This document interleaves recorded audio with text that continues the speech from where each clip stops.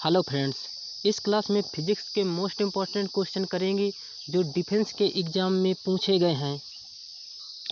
कहते हैं कि माँ बाप संस्कार सिखाते हैं, कहते हैं कि माँ बाप संस्कार सिखाते हैं, पर ज़िंदगी जीने का तरीका गुरु ही बताते हैं। हर किसी एग्ज़ाम में अदिश और सदिश से एक या दो क्वेश्चन ज़रूर आते हैं। देखते हैं पहला क्वेश्चन। अदिश राशि है ऊर्जा, बलागुण, संवेग, उपरोक्त सभी। तो अदिश राशि हो जाएगी तुम्हारी ऊर्जा। एनर्जी एक अदिश राशि है। अगला क्वेश्चन निम्नलिखित में से सदिश राशि कौन सी है? संवेग, दाब, ऊर्जा, कार्य। संवेग आपकी सदिश राशि होती है। मोमेंटम। अगला क्वेश्चन है निम्नलिखित में से कौन सी राशि सदिश नहीं है? विस्थापन, वेग, बल, आयतन। आयतन एक हमारी अदिश राशि है, तो इस क्वेश्चन का राइट आंसर हो जाएगा आयतन। अगला क्वेश्चन निम्नलिखित में सदिश राशि है वेग, द्रव्यमान, समय, लंबाई। तो इस क्वेश्चन का राइट आंसर हो जाएगा ऑप्शन नंबर ए, वेग, जो कि सदिश राशि है। अगला क्वेश्चन निम्नलिखित में से व्युत्पन्न राशि कौन सी नहीं है? घनत्व, द्रव्यमान, आयतन, चाल। तो व्युत्पन्न राशि द्रव्यमान नहीं होगी। द्रव्यमान एक मूल राशि होती है।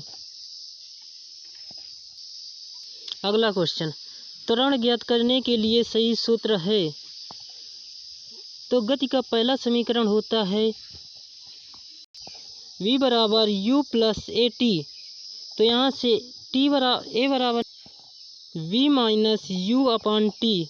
तो इस क्वेश्चन का राइट आंसर हो जाएगा ऑप्शन नंबर ए बराबर v minus you upon T. अगला क्वेश्चन है पदार्थ के संवेग और वेग के अनुपात में कौन सी भौतिक राशि प्राप्त होती है?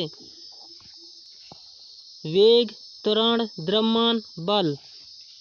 तो संवेग बराबर होता है mv और वेग हो गया v। तो v से v कट जाएगा तो बचेगा m का मतलब हो गया मास, द्रव्यमान। तो इसका राइट आंसर हो जाएगा ऑप्शन नंबर सी। अगला क्वेश्चन प्लांक के अचर किसका आयाम होता है? ऊर्जा, रैखिक गति, कोणीय गति, बल। तो इस क्वेश्चन का राइट आंसर हो जाएगा कोणीय गति।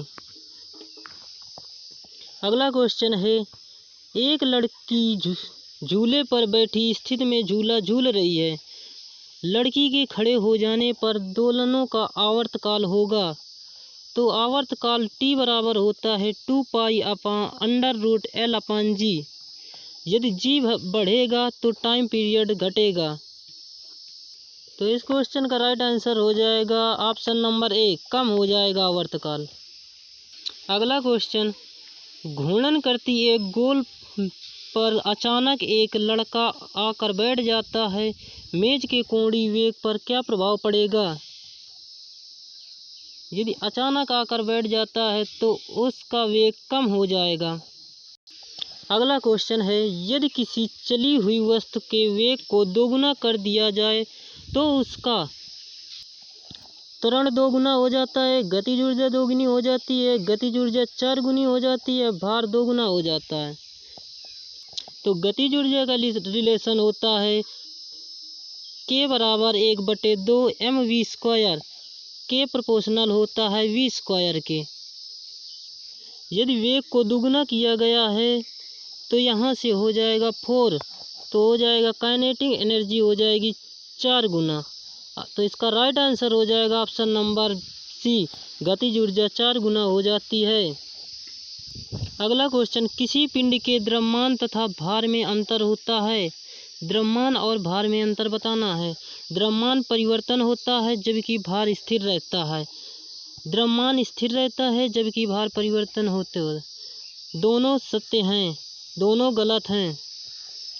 तो इस क्वेश्चन का राइट आंसर हो जाएगा ऑप्शन नंबर बी, द्रव्यमान स्थिर रहता है जबकि भार परिवर्तनीय रहता है।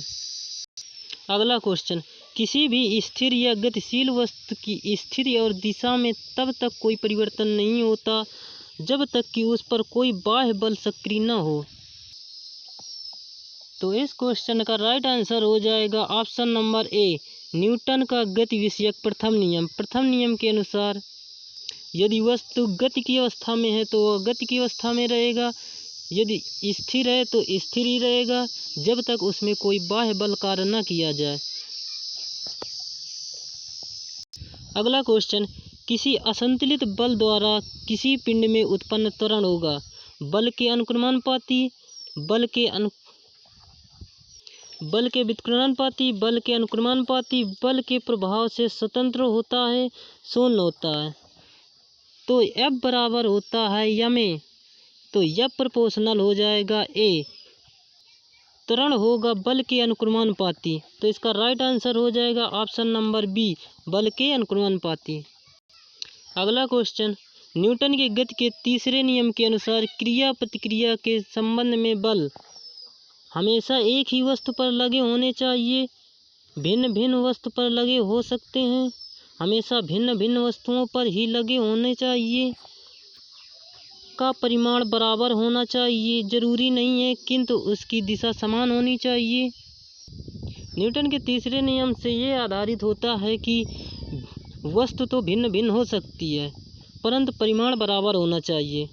तो इस क्वेश्चन का राइट आंसर हो जाएगा ऑप्शन नंबर सी, हमेशा भिन्न भिन्न वस्तुओं पर ही लगे होने चाहिए।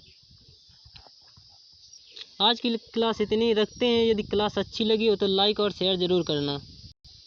थैंक यू सो मच, धन्यवाद।